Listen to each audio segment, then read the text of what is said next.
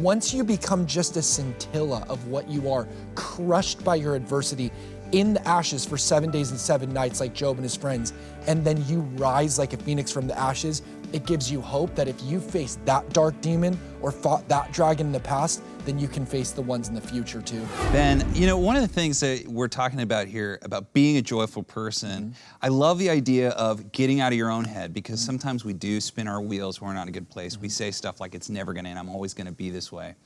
But what if the person at home is hearing the words something like shove it down, or even more like you just gotta try harder. You just gotta pick yourself up by the bootstraps. Sometimes that's true, but there are other times when, are you saying that? Surely not. No, I believe that where we are weak, there he is strong. And that's what Paul said. He said, when I am weak, then am I strong. Why? Well, think about it. It's actually, if you use dialectic reasoning, this spiritual reality is brought to bear in a very practical, pragmatic kind of way. Here's what I mean.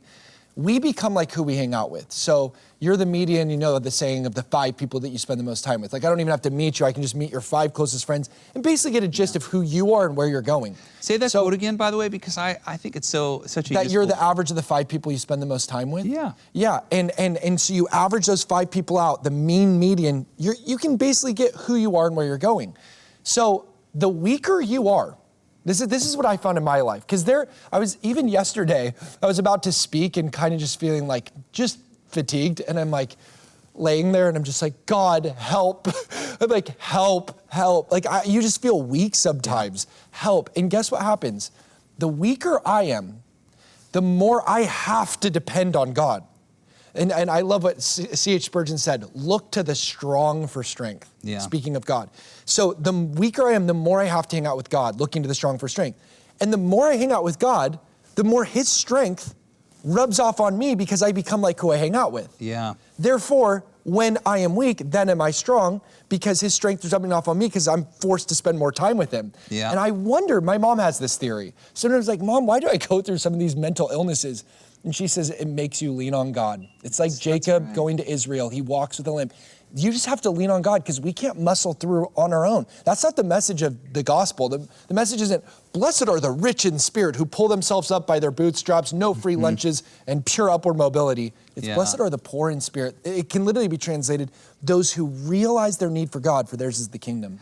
It kind of reminds me of this idea from Joseph Campbell. So you're probably familiar that he believed that all great stories, and I guess a lot of the great writers like George Lucas, who wrote Star Wars. He was a student of his, actually. Was he actually in his class? Joseph Campbell's finest student, yep. So there's this idea, and I know Dan Harmon uses this idea that every great story that people love, that has like a sense of adventure, follows a general same kind of path. And it's that the hero is an everyday kind of person, and something happens that they get pulled out of their normal everyday life.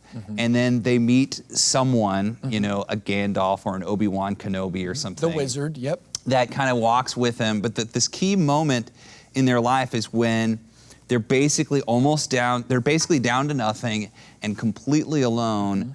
And they have to fight the dragon, or they have to, fight the witch, like in Chronicles of Narnia, or they have to, something like that, and they either die or almost die, but then they're brought out of the ashes and they come home with boons, which is like a magic sword or a new, some new strength or superpower. That's what I'm talking about. Yep. So that hero thing, I think there's a reason why, since, for 3,000 years, this cycle of storytelling has been so profound. Is because it's what actually happens in our lives when, maybe a modern word you'd say is when you level up. Yes. When that to get to a next level in my life, whether it's in business or my walk with God, I need these moments of feeling like I'm gonna be completely crushed by the weight of life. I need these moments where I feel like I'm alone, where I feel like the dragon is killing me, where I feel like the evil witch